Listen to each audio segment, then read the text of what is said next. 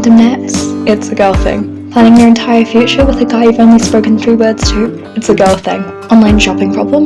It's a girl thing. A full camera roll? It's a girl thing. Going to the bathroom together? It's a girl thing. You name it. It's a girl thing. Hi, and welcome back to the It's a Girl Thing podcast. I'm Kate, and I'm glad you've come back to join us this week. I have a really exciting co-host, guest, whatever you want to call it. This is Cass. She is a influencer, so to speak, but she's really just a real person with real stories that really just likes to share life with the world, I guess, is a nice way to put it. So hi, Cass, welcome on, and I'd love to hear you tell us a little bit about you and your life story. Hi, Kate. Thank you so much for having me. Well, yes, I started influencing because I just wanted to normalize the mental health conversation in like a very real aspect online. So I talk about my big feelings, and I talk about some traumas, I talk about how I deal with those kinds of things. And I did that because I just grew up being exposed. Sorry, my son is getting involved. Thanks, Nugget. Just being exposed to multiple different facets of mental health. Yeah, family with bipolar and schizophrenia, brain damage. Thanks, mate. So I understand how it can just be a giant spectrum and how we need to be talking about all of it to really understand and appreciate everybody. So yeah, that's my little mission in life, and that's what I'm doing. Nugget's just going to be contributing to our conversation, and I'm loving it. Keeping it real around here, honestly. I definitely think like mental health as a conversation has definitely come a long way in the last few years because it used to be such like, I guess, a struggle. I'm not saying it's any less of a struggle to reach out, but there is so much more availability of like resources to go to when you're like struggling and you need that extra help as well. Yeah, and just that normal, like just the normalization that you can have a down day and sometimes you just need a chat and a coffee with a friend and like some time outside, and it doesn't have to be this giant thing, but sometimes it is a giant thing and that's okay too. Like it's about understanding the entire spectrum of it and really appreciating and being able to deal with that, I think is a big thing. Well, I think it was actually one of the videos you posted when I was scrolling through, like, oh, do I have any good questions I could be asking? And you posted a video about how before you'd feel like your big feelings really, really strongly. But now when you have a bad day, it kind of feels like the end of the world, but it's actually just a part of being human and having a bad day. Yeah. I think that's a Because huge thing to realize, like that video as I talked about, like I have all the things that I wanted. Like I wanted to be a mom, I wanted to be a wife, I wanted to have like a cool career that made me excited. And I have all those things and I still have days where I feel sad. And it's just this like realization that nothing was wrong with me ever is just part of it. And sometimes you have to take action on your feelings, and other times your feelings are just a byproduct of your lifestyle. Like, have you not slept? Have you not been eating a decent amount of fruits and veggies? Like, have you not been setting yourself up to a win? You'll probably feel a little bit sad, and that's okay.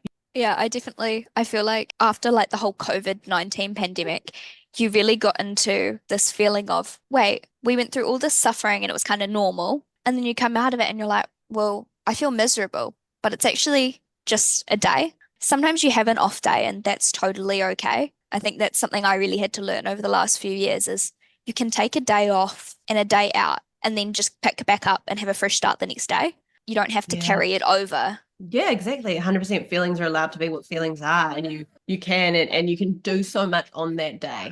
You can do so much on that day to set yourself up for the next day. Like it's the early bedtimes, it's the having a decent dinner, it's the making sure that you're, going for a walk in the morning or like reaching out to a friend and connecting. Like it's about playing a bit of defense when you have those bad days that so that it doesn't get repeated, and realizing that sometimes you actually have to just be like, okay, that was a feeling and I'm done with that.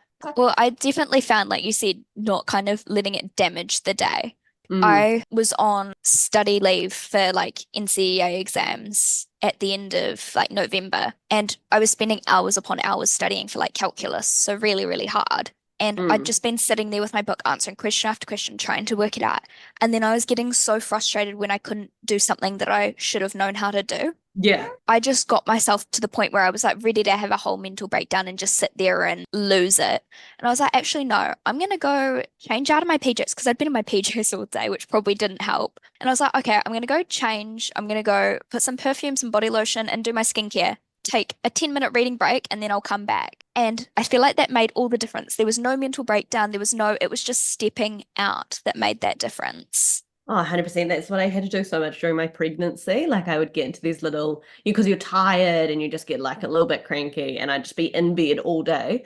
And Nick would come in and he'd be like, what's wrong? I'm like, I've achieved nothing. I've done nothing. I feel so bad. He's like, okay, well, open a window and maybe some curtains and go have a shower and then tell me how you feel. And I'll be like, no, I cannot. That's way too logical. But sure enough, I would. And I'd come out and he would have made me some lunch and I would have eaten. And I was like, oh, so it was just basic human care that I was missing. And I'm actually fine. Like, Well, it's why I find the concept like there was a trend going around on social media about like bed rotting. I don't know if you saw it.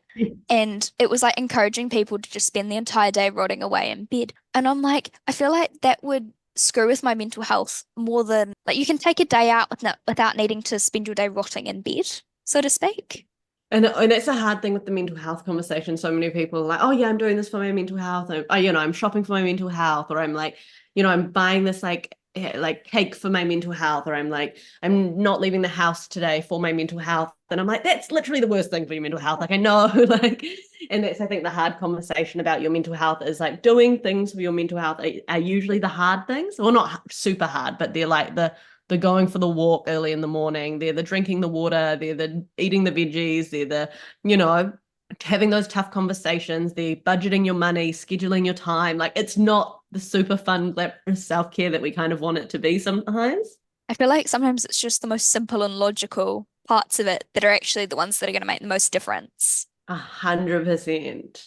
Okay, since we're just chilling with Nugget, how's motherhood been treating you? Any exciting little stories to share that Nugget, I'm sure, will Um, look back and be like, oh, we're talking about me, mum.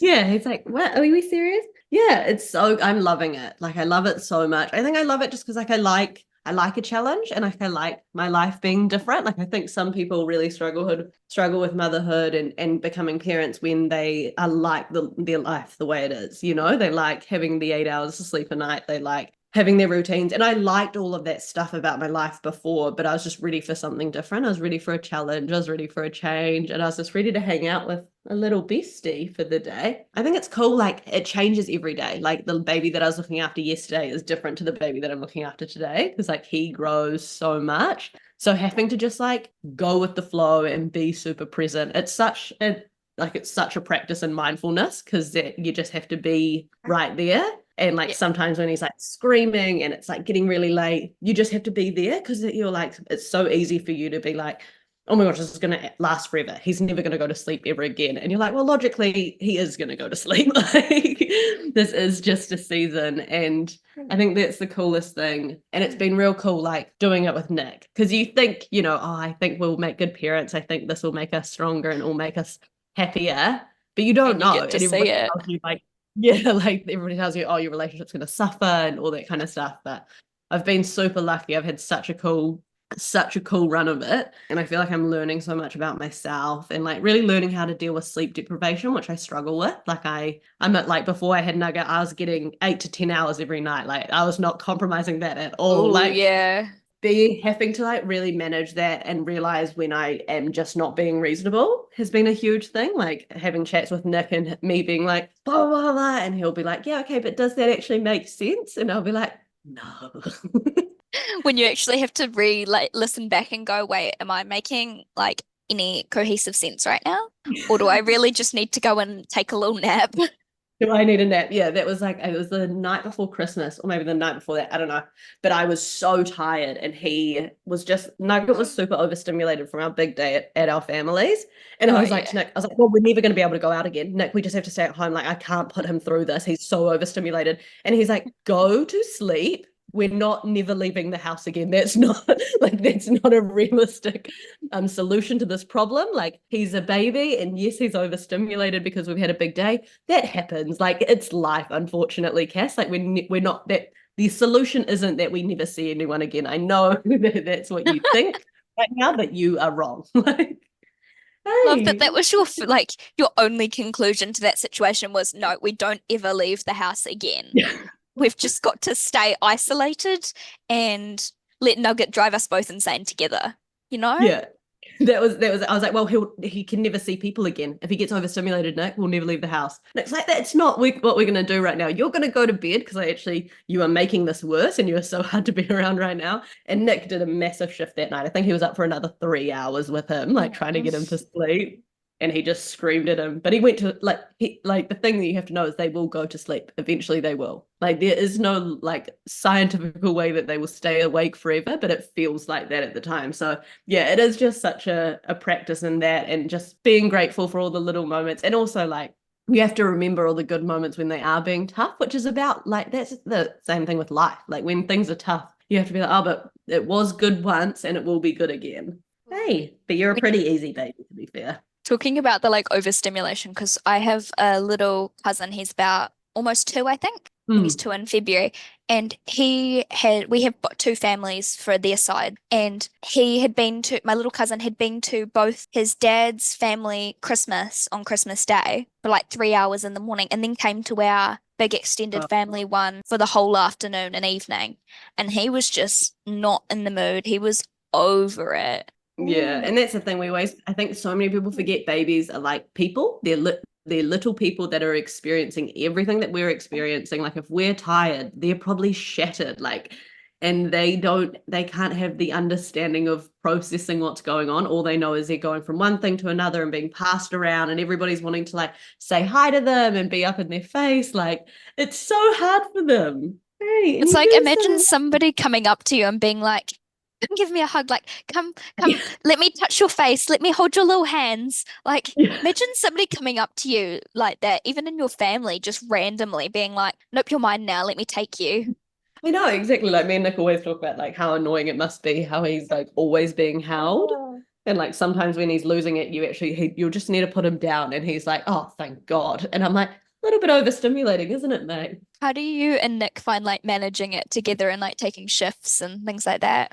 It's a lot of communication. We're lucky because we over communicate. That's like us. Like we talk about everything. Like there's not a fight that we've had or a disagreement that we've had that we haven't had like a half-hour debrief after it. Like nothing gets left untalked about in our house. And we did that a lot during my pregnancy. Like my pregnancy, it was like training. We were training for this. Like any fight we had, we really spoke about. So you just have to talk about everything. And you have to like understand where the other person is better suited for the job. Like I genuinely like, I'm a stay-at-home mum. I know Nugget better. Like I know his little towels. I know what he likes at that day. So when it comes to Nugget, like I'm the leader. So if I say, no, don't do it like that, do it like this, Nick will be like, okay, well, you were right because this is your forte. But Nick knows how to manage me better. So if I'm overtired or I'm not like, he knows how to like what I need the most. So if Nick says, look, you actually just need to go to sleep now. Like that's a big thing that he will do to us quite often. He'll be like, you need to go to sleep. I will figure this out. He's not going to die. Like it's all good. Like if I settle him a different way to you, that's actually not the end of the world. What might be the end of the world is if you don't go to sleep. So really respecting each other and where we're good at, what we're good at. And I think that's the biggest way to move forward is to have that respect. And I know that if Nick's telling me that I need to go to sleep, I need to go to sleep. I love that. You know what Nugget needs. Nick knows what you need. Does that mean Nugget knows what Nick needs? Yeah, I think so. We guess what Daddy needs, and I think that works. Team effort. Yeah, it's easy. Like Nick's always on, which is such a blessing. But when he is off, it is like that's something that we're still learning as well, is for me being able to be like to Nick, hey, I think you actually need a break. Like I think you need some time out. We did it because obviously we moved countries. And then Nick went straight back to work. Like we moved officially all of our stuff on the 1st of January, and he was back to work on the 3rd. And that following week, he was just not himself at all. And he was just trying to do everything for everyone. And it got to a point where I was like, I think you're tired. Like, I don't think anything's actually wrong right now. I think you're actually tired. He was like, what? I don't get tired. I was like, I know this is new for me too, Nick. I don't know what's going on here. And I was like, but I think you need to sleep. And we had one weekend where he just like had naps at home, and like Nick never naps. Like he's 100 miles an hour all the time, but he had naps, and I like looked after him, and I took like Nugget out during the weekend and stuff. And then on Monday he was like, wow, I was exhausted. I can't even realize like what I was thinking last week. Like how weird was I being? And I was like, yeah, it was a journey for everyone, but it's like, it's about understanding that life can be different, and the way that somebody's behaving can just like, you need to be always looking of why that's happening, like not just accept things for what they are, like figure out why it's happening and see if you can make it better. Yeah, it sounds like he really got burnt out from all of that and was like, no, It's like no admitting defeat around here. It's just I've got to be winning. Yeah, and that's Nick. He is like, he's incredible and he's amazing and he achieves so much, but it's hard when something like that happens and he actually does need a rest because he's like the last one to think that. He's like, oh no, I must be ill. And I'm like, no, I think you're tired. He's like, no. That's such a skill though that he's able to do so much as well. Oh, it's a all the superpower. time. It's like absolutely amazing. Like he will come home from work, send me to the like spa and like to go like relax, and then he'll have Nugget for an hour and then he'll make dinner, and like he's amazing. Like I'm so blessed to have him, but it comes with that, like I have to make sure that I'm looking out for him and I have to make sure that I am keeping an eye on those signs and stuff because he won't, like he doesn't notice when he is burning out. But it's been a cool thing that we've learned because especially during my pregnancy, he just like he took everything. He just did so much and he did such an incredible job and I loved being pregnant. But yeah, so I think in this newborn phase, it's really about me making sure that I'm returning that love and that care for him. Definitely.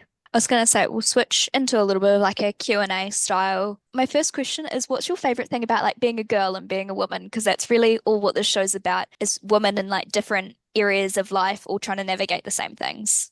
I love how women ask for help. I think it's my favorite thing to just be like, oh, I don't really know the answer to this. I want to ask somebody that I know will know the answer to this. Like, I think that's such a special thing. I'm really lucky I have like 8 older cousins that are like no more than 7 years older than me. And there's so many of them and they've all experienced life differently, you know? And I always, anytime I go through something, I'm like, oh, I need to call Emily or I need to call Alice or I need to call Becky or I need to, I need to call one of my cousins to ask them what they would do because they've done something similar. And I notice with men, they don't do that. They don't be like, oh, I need to ask for help on this. I need to ask somebody else's opinion. And it's interesting because Nick's very like, I can do it all by myself. He's like Superman and I love that about him. But so often we'll come up to a problem and we'll be like, oh, how do we deal with this? And then he'll get back from work and I'll be like, oh, I called Emily, I called my cousin and she said this. And he was like, oh, that's so smart. And I was like, isn't that so wild that you never think to do that? Like men just, and they don't, like it's not just Nick, it's every man that I've ever dealt with, never thinks, oh, I'm going to go ask somebody else that might know something more. Whereas women, we love sharing information. We love asking each other. Like even this podcast is such a cool example. Like we want to learn from each other. And I think it's such a beautiful thing. I feel that. I feel like when anything happens, girls go running to each other. It's like, oh my gosh, I've got to call up my best friend and be like, hi, like, you want to know what happened to me today? Or I need your opinion on this situation. Like, I feel like in a lot of situations, we can't make a decision for ourselves. We've got our own little board of directors sitting in the back, ready to help us. And I love that. I think it's so cool. And I feel like it makes you smarter. Like it makes me so much smarter because I don't have to make all the mistakes myself. I get to learn of other people's mistakes. And that's what I love. I was about to say, like, no doubt there's sometimes you won't even listen to the board for it. It's like you'll hear what they have to say and you'll still do the complete opposite. But at least you've been warned. Yeah. And then once you make the mistake, you're like, oh, they were right. Okay. I know that now. It's like next time maybe I should listen to them. Exactly. What made you decide to like start managing your emotions better and being more like self-aware of your mental health? I'd done lots of I've started volunteering at Youthline to be an on-the-phone counselor. So I learned lots about emotional regulation through that. And then I was studying to be a counselor. So I learned lots about like emotional regulation through that, about how running, like being outside, moving your body, like understanding the actual science behind feelings was like a huge part because I was like, oh, these aren't just things that happen to me that I have no control over. Feelings are like byproducts of other things. So the moment I could think about feelings and mental health like that, I was like, oh, that's so manageable. Like I can deal with that. It's not something that just happens to me. And then once I started managing it, I was like, oh my gosh, this is literally so much easier. So how did you and Nick meet?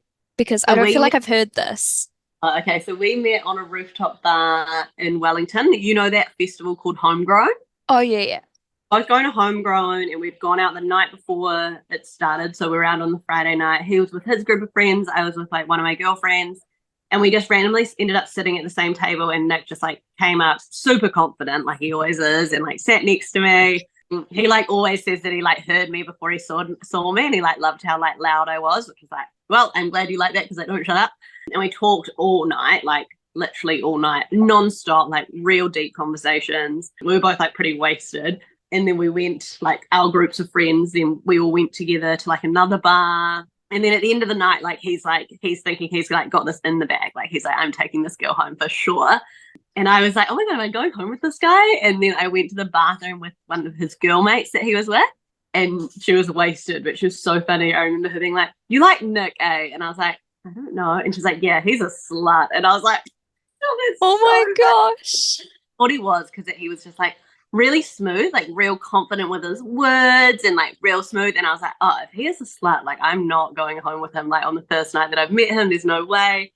So then I kissed him that night. Well, he like asked to kiss me and we kissed, and then I just left and he was like, what fuck? Like so hurt. He didn't expect it. Didn't expect it.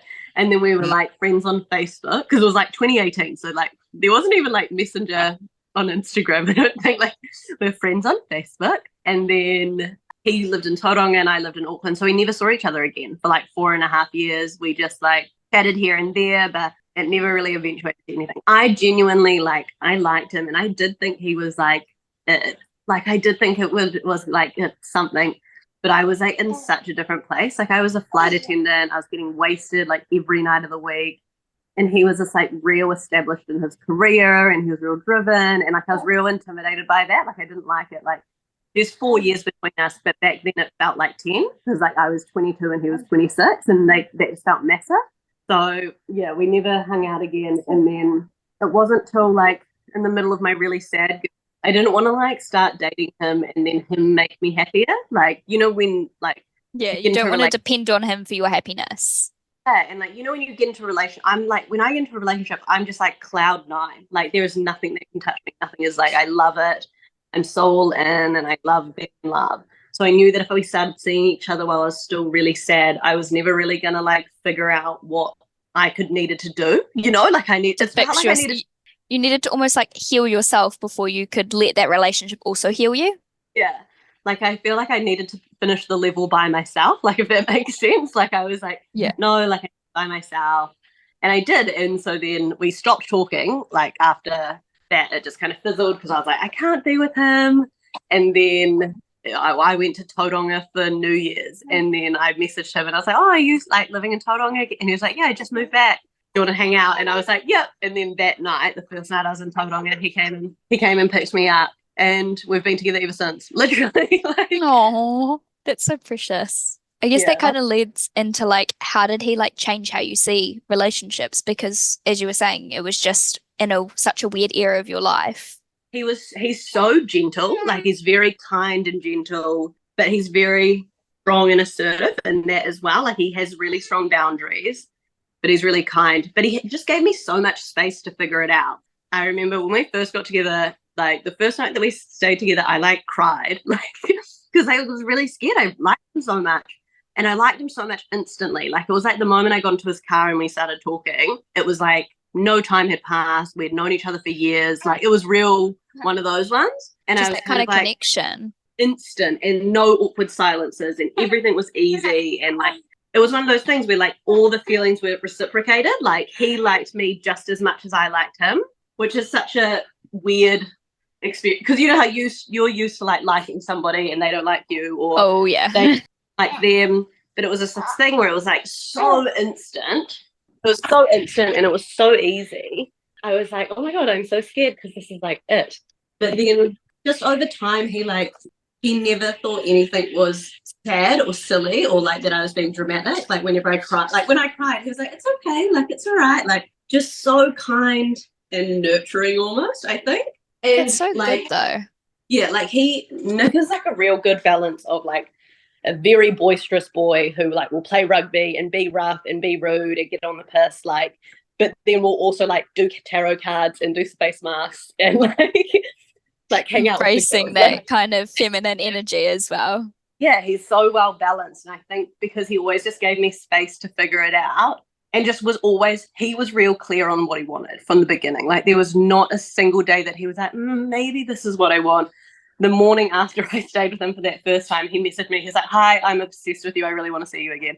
And it was like, it's so like straightforward, but that's so good. It compared to guys who just send like mixed messages all the time, knowing exactly what he wanted from you. Yeah, and that's the thing, like, you know how usually at the beginning of a relationship you're scared because you're like, oh my God, but what about if he doesn't like there was never a second that I've ever gone by in our relationship that I've thought maybe Nick's not into me. Like Nick has just been so in from the beginning. Like he like asked his mum, because my engagement ring is his mum's engagement ring, asked for it when he was like 7. He was like, can I have this for my wife one day? And she was like, yeah, of course. So she put it aside for him. And he asked his mum for that ring like a week after we got together. Like he knew. Oh, like wow. he just knew exactly what he wanted. And I love that in a man. Like I love confidence. I love people that are so unapologetic with what they want and will just do anything to get it. So I think having somebody that confident in me made me be like, oh, okay, I can do this. Like, It's so cool. I need me a Nick, honestly. yeah, I know. It's so funny the amount of times my friends have been like, I feel like I'm due my Nick. I need a Nick. And I was like, yes, everybody needs a Nick.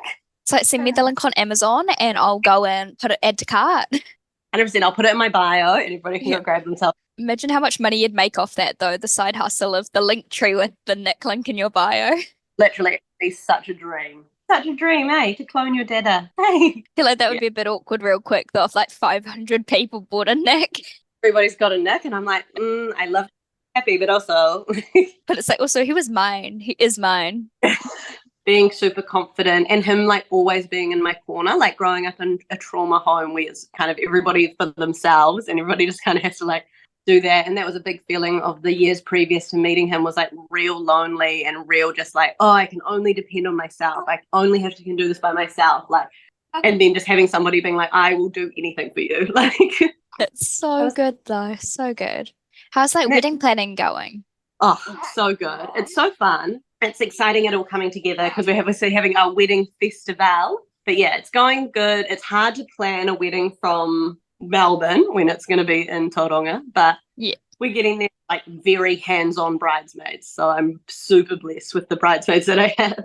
That's helpful. I guess it saves you a little bit of stress there as well. Mm. What made you guys like up and move to Melbourne? And like how on earth did you manage to do it so quickly? Because I'm such like a control freak that would just seem insane to me. The idea of just being like, we're just gonna move to Melbourne next week. Yeah, that was like wild as. It was actually real random. Like it was just my family, after I had my baby, like my family just did what my family always does. I was getting like average messages and like one of those things. I got upset over it, and then Nick was like, I just feel like it's not going to end. It's going to be the cycle, and like I don't want them to take away from you being a mom.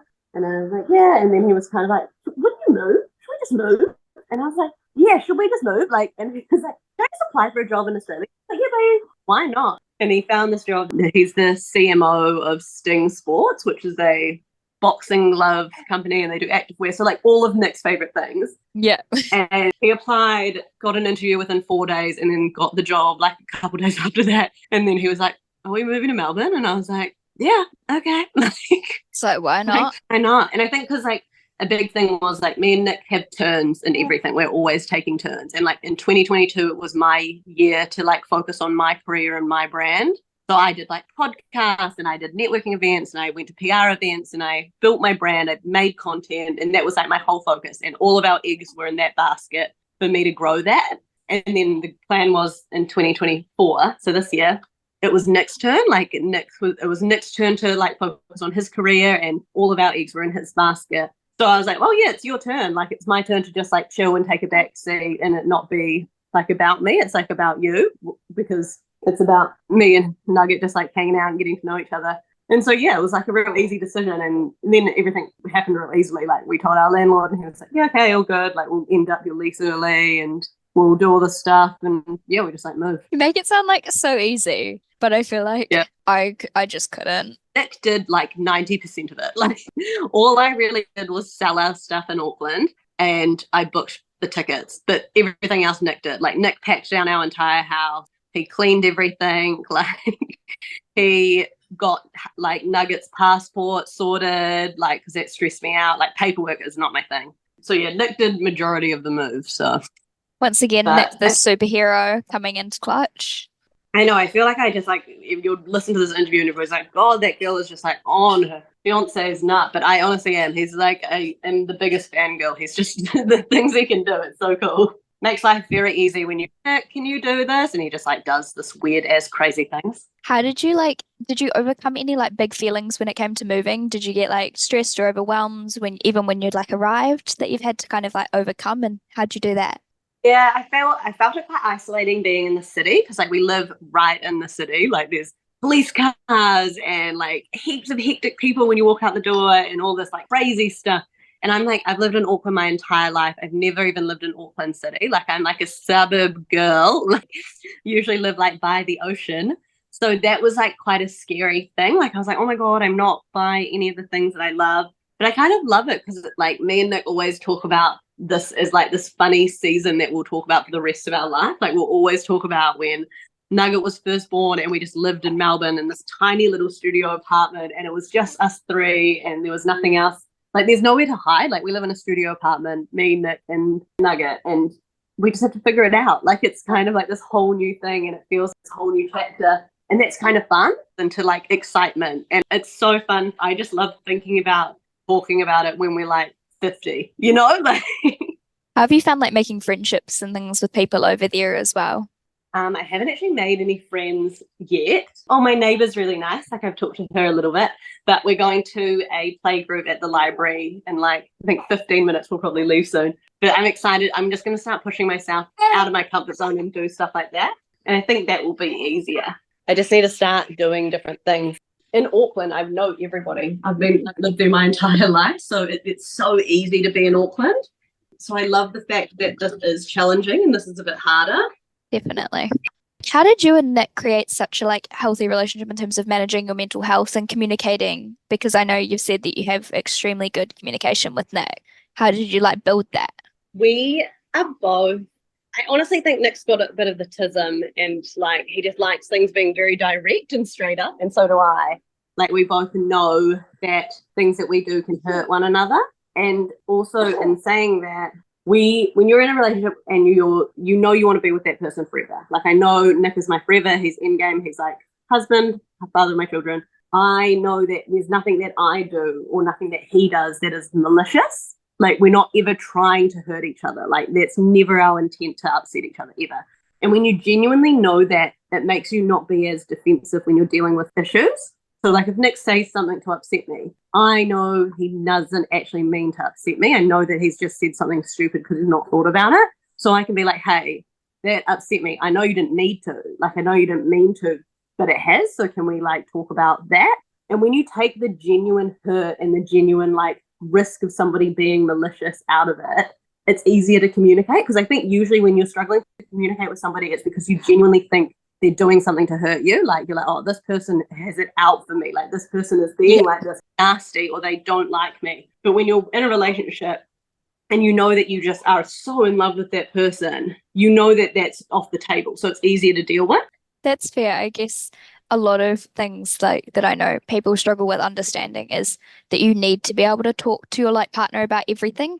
That Exactly. like the longer you hold things back and don't communicate when something has bothered you, the more likely it's going to come back and like kick you in the ass later, because obviously it's going to build up and become a big thing if it happens again. Yeah, exactly. 100%. What are your tips for healing from like past traumas and like past hard experiences that you've faced that kind of carry on throughout your life affecting you? I think it's a really good thing to start with, like decide who you want to be at the end of your healing journey. Do you know what I mean? Because there has to be an end. I feel like quite often people get stuck in this trap of healing, being like, oh, I need to heal, I need to heal, I need to heal.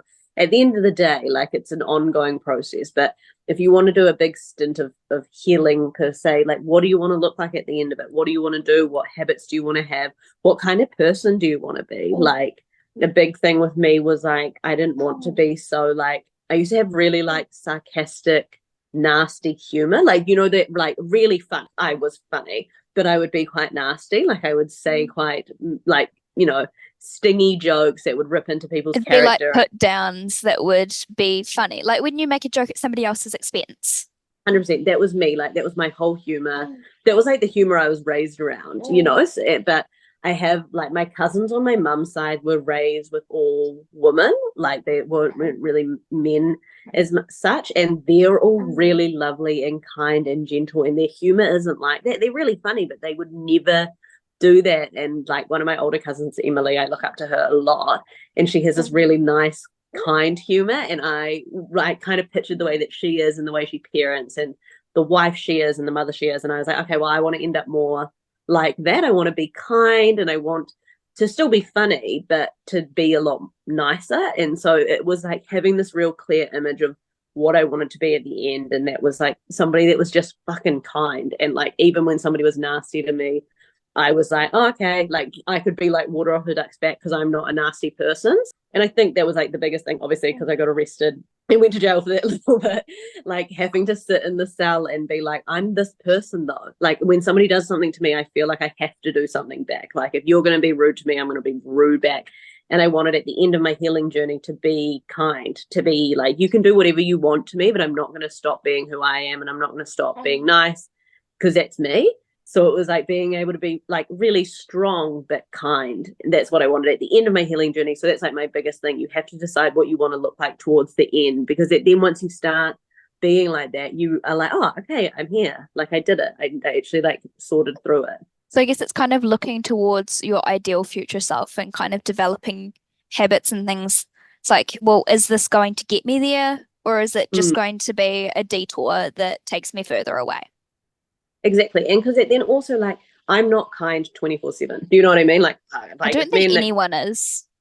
Exactly. Like when me and Nick get into a fight, I can turn into like back into that really nasty person I used to be. And but that's okay. Do you know what I mean? I'm not striving for excellence. I'm not striving for 100%. I'm just striving for a better version than I usually am. And even like the fact that when I am nasty now, I actively notice it and I'm like, oh, yuck. Like I know that that's not what I want. So I'll just try again tomorrow. I feel like I had a cousin Emily as well, and I feel like they're just very wise. My cousin Emily, she's 4 years younger than me, but she's still got so like wisdom beyond 2 years. And I'm like, well, how did you manage that? How is this? I know. And that's my thing. Like I love, and I like have, and that's so many, I have so many cousins on my mum's side that are like that. Like Emily's probably that's the so one, but like I love all of them. And I love the way that they are so kind to each other and stuff. And it's just a cool thing to watch, I think, and be a part of. Definitely. I have two female cousins and I'm close with both of them. One's like 8 years older than me. So she's just had her second baby and she's like married. And it's like, okay, I see you. Like, I love you. And we were close when I was younger because we had more in common. But now it's like, I have nothing I can kind of compare to you. Whereas my younger cousin's been where I've been and I kind of, and like, she's my best friend. And it's like, so weird how like times change and different seasons of life affect the way and the people you're surrounded by. I know, and that's what I kind of like. I have loved that about becoming a mother. Like I'm getting way closer with my cousins that are mums, and was like that. Like they had kids, and I didn't have kids, and all of a sudden we had less to talk about. But it's like reconnecting with them, and it is cool. Like that's what I love about cousins is like you always get to like watch the way they do life and like be close with them and like learn from them. And it's just I don't know. There's such a blessing, I reckon. You can learn from their mistakes as well. Yeah, exactly. Like okay, I'm not gonna do that. But then you can also learn from like their successes. You can be like you were saying, you looked at her and you were like, well, I can see the kind of wife and mum you are. Well, I want that for myself. How do I like build to that? Yeah, exactly. And I remember I went and stayed with her. She lived in Japan and I was like quite young. I was like 22. And like a big thing is she like never speaks ill of other women. She'd never call another woman like a slut or a skank or anything like that. And I remember we talked about it once and I used to like be like, oh my God, what a skank. Do you know what I mean? Like that's something that I would say. And she was like, oh no, you wouldn't never tear down another woman. There's just no point. Like we shouldn't do that. Like we should be building each other up. And I never heard a woman say that. And I'd never like, and also like lead by example. Like then straight away after she said that, I noticed that she literally never does. Like she stands by that. And I was like, oh yeah, I'm gonna do that. Like and then all of a sudden it like started my journey of being kinder to women and being more woman back woman, which well, you know, it's just stuff like that you don't even think about until you're exposed to it, which is such a blessing. I feel like it's the logic of though, if you tear other people down, they're more likely to tear you down. So why would 100%. you want to treat other people in a way you don't want to be treated? It really goes back to that. And it's also like that's where your anxiety comes from. Like my anxiety got better the moment I stopped speaking poorly of other people because I never think somebody's going to speak poor. Like, if you're not doing it, you don't think others do it. And it doesn't matter if they do or not. Like, who fucking cares? All anxiety is what you think. That's true. I guess as bad as it sounds, it is in your head. No, it Because 100% is all in your head.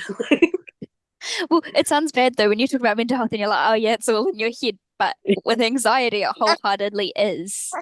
100%. And yeah, like that's the biggest shift that I found with my anxiety was like not speaking ill of other people and not like ripping down other people's ideas and dreams and stuff like that. Like, I don't care. Like, if somebody has like a wild dream, I'll be like, yeah, cool, go for it. Whereas I used to be like, oh my God, that's so stupid. And that's why I was so insecure about my own ideas and stuff, because I was so used to being critical.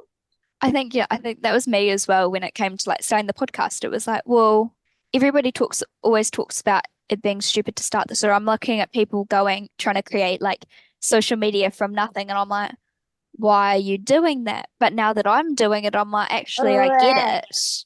And I get it that you've got to start from somewhere. Like nobody just suddenly automatically jumps onto TikTok with whatever and they've got a platform. 100%. And that's the thing, like you have to watch other people do it. And I remember somebody I watched that inspired me to start posting on TikTok was Caitlin Wig. And if you look at our content, it's completely like we have nothing in common, like content wise, but she's lovely. Like, we've met and everything. I think she's so sweet. But like, she was close to my age. She lived in my area. And like, I was like, well, if she can do it so unapologetically, why can't I? Like, that's so silly that I wouldn't. Like, why not? And then it's so cool that, you know, you just have to see people do something like that, and instead of rip them up, be like, oh, that's so cool. And then the moment you say it's cool and it's cool in your brain, you want to do it, and you've changed that whole thought process. And you're like, well, I guess if what I think they're doing is cool, then why can't it be cool if I do it as well? Why would people see it differently? Exactly. There's a lot, like, yes, there's a lot of hate to people with like huge platforms and things because there's such a large number of people looking at them and analyzing their every move. But there's also so much like hate and negativity towards people just starting out, which doesn't make sense because you have to start from the start. Yeah. And I think like it also depends a lot on somebody's content. I find like if your content is like negative in any possible way, like if you're ripping into a sports team or you're like speaking poorly of your life, like anything like that, you get more negative comments. Like, I never really get negative comments. Like, it's very like my percentage of negative comments would be like probably like 1 or 2%, and it's very like few and far between. Yeah, what do you think, Nug? But it's because like you can't really nitpick my content because it's all just me talking positively about stuff. And I think that's something else that people should always like realize. Like it's that whole thing of like what you put out you get back, like the stay positive kind of mindset. If you think positively, well, things will seem more positive when they come to you. Exactly, 100%. And that's the thing, like sometimes I will get a comment and I'll be like, oh my God, I think that's a nice comment, and then I'll read it again, I'll be like, oh no, I think that's actually kind of mean. Like, it's like, oh, I don't really care. Like, it's like, oh, it's mean, well, whatever. Clearly their priority was to put a mean comment on my video says more about them than it does about me. And that's the other thing as well. Like, I always think, like, if you can comment a nasty comment on a stranger's video, I would hate to see the way that you talk to yourself in your head. Like, do you know what I mean? What is your best piece of big sisterly advice for anyone who's listening? My favorite thing is that, like, this is something my cousin always says, but you can do hard things. Like, it's not anything that, like, life gets hard sometimes and hard things come up, but you can actually do hard things. Like, the only difference between people that like breeze through life and people that really struggle is the ones that breeze through life when they're faced with challenges. They're like, okay, well, I'm going to do this and I can do this. And the ones that struggle are the ones that are like, oh, I cannot do this. This is too hard. So like knowing that you can do hard things and knowing that you can figure things out, and even that might mean like making mistakes or whatever, that's the best way to do it. And if you have that mindset that you can do it, it's so much easier. Even if you fail a couple of times before you get there, it doesn't actually matter. That's a really good piece of advice. Favorite piece of advice. I think it's like this, kind of goes hand in hand with the saying, you have survived 100% of your bad days. Exactly. And it's like, you always have to look at it like, how tough will everybody think you are if you just get through this? I remember I had got a bit upset when we were moving to Melbourne, and I was like, Nick, this is hard. And he was like, yeah, but he's like, look at the kind of mum you are, Cass. Like, you're you can do this. Like, he was just like, you can 100% smash this out of the gate. And then when we get there and we have this new life, you're going to be so stoked that you did this and so proud of yourself for just doing it. And like, he was like, and how cocky are you going to feel when people are like, oh my God, I can't believe you did that with a 3-week-old baby. And I'm like, you're right, Nick, I can do this. Like, and it completely changed my perspective. And now it's funny because anytime somebody goes, wow, I can't believe you did that with a newborn baby, I'm like, oh, yeah, you're right. Like, It's all about perspective, and that goes for everything in life. It really is all about how you choose to view it. yeah, 100%. And I think like the more hard things you do in life, the less things feel hard. You know, like how like I flew with Nugget when he was like 3 weeks old. Flying with him at any age is going to feel easy. Do you know what I mean? Because I've already done it. Like, I'm like, oh, that's not a big deal. He flies fine. You know, I know what to do. It was like that was probably the worst it was going to be, so to speak. Yeah, exactly. Because like it's just like your anxiety of doing it, like understanding how, you know, the airport goes with a kid and what people are like with kids and doing everything with this little human that's all yours now. But then you do it once and you're like, oh, it's done now. Like, you only have to do a first thing once. That's true, yeah, because it's a first. Yeah, exactly. And then majority of it's scary just because it's the first time. And then once you've done it, you're like, ah, that's done now. Like, it'll only ever kind of get easier, so to speak. Exactly, 100%, which is my favorite thing to think about anything. Like, I was just like, everything gets easier with time. Like, the more you do it, the easier it gets. Definitely.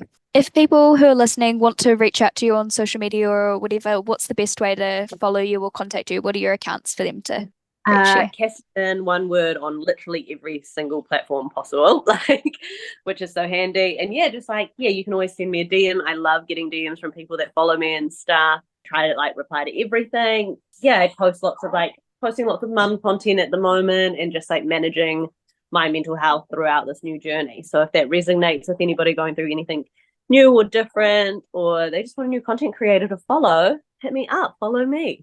Awesome. And if you've enjoyed hearing Cass and I chat today, feel free to give the show a review and let me know in the poll what you thought. But thank you so much for hanging with me, Cass. I've really enjoyed our chats. No worries. Thank you so much for letting me do this podcast whilst also being a mum. It's been so handy. It's been so good. We've had little Nugget tuning in and adding comments as needed. No, you've been such a little like thief of the show, haven't you, Nug? Thank you for joining us on this week's episode. It's been great having you. If you have any topics you'd love for me to discuss, want some big sisterly advice, or just want to say hey, just reach out to me on Instagram at It's a Girl Thing Pod, and I hope you join us next week. Stay beautiful.